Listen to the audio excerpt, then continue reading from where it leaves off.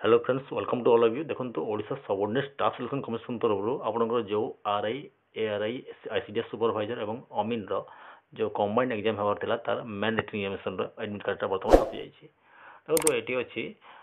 candidates are advised to download the admission letter by logging in the web portals of the commission www.ossc.gov.in এই site को जाए आपन user ID दे password दे कि mobile number दे captcha fill up करी आपन निजर admit card download कर पारबे आपन केमिति डाउनलोड करबे मोर वीडियो डे माने आपन पई आनिछि सेटा आपन प्लेलिस्ट को जाए देखि पारबे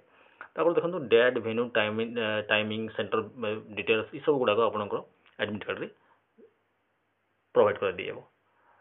आओ देखो जेहेतु यहाँ गोटे multiple shift basis exam computer based test तो ये आप नॉर्मलाइजेशन मेथडटा अप्लाई कर दिया जाए since examination will be conducted in different dates in multiple shift using multiple question sets so normalization methodology for computer based test examination shall be adopted by the commission clearly ये कहुई आप जो र स्कोरटा आप जो आणवे से र स्कोर को आप normalisation score convert कर दिया आउ से माने से आपंकर नॉर्मल स्कोर हिसाब से आपको मेरिट बेसिस आपको सिलेक्शन कर दिया आप extra normalization methodology available in O triple S web portal ये वेब पोर्टल दे आप ओ ट्रिपल एस माने साइट गवर्नमेंट साइट आप देखा पाइबे नॉर्मलाइजेशन मेथड केमी आप नॉर्मलाइजेशन कर आप देखो जदि भी कौन दुईटी पिला ट्राए होती तो in case of try among candidates with same score जदि दुईटी पिला सेम स्कोर कर जगह कौन कर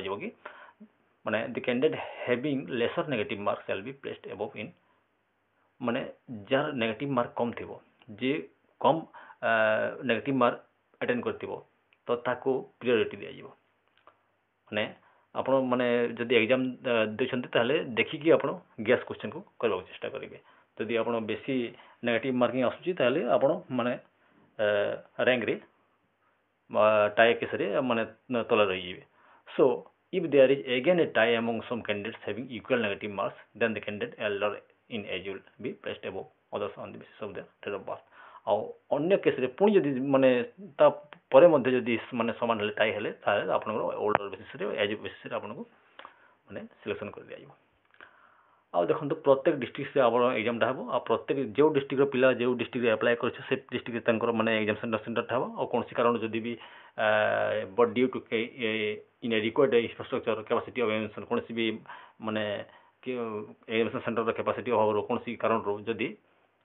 कौन गोटे गोटे दुईटा पिला को माने अन्य डिस्ट्रिक्ट ट्रांसफर कर दिया एग्जाम सेंटर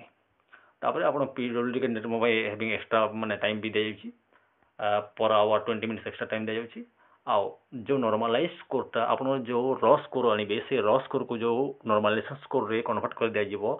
सही स्कोर हिसाब से आपको सिलेक्शन कर दिया ये क्लियरली लिखा देखो point number 7 the normalization score obtained by the candidates in the main examination shall be taken into consideration for determining their final order of merit so बाकी जहाँ भी अच्छी आपन अदर टर्म कंडीशन गुड़ा एडमिशन सबूटा सामान रही सब को ध्यान देकर आप परीक्षा सेंटर को जी so thanks for watching this video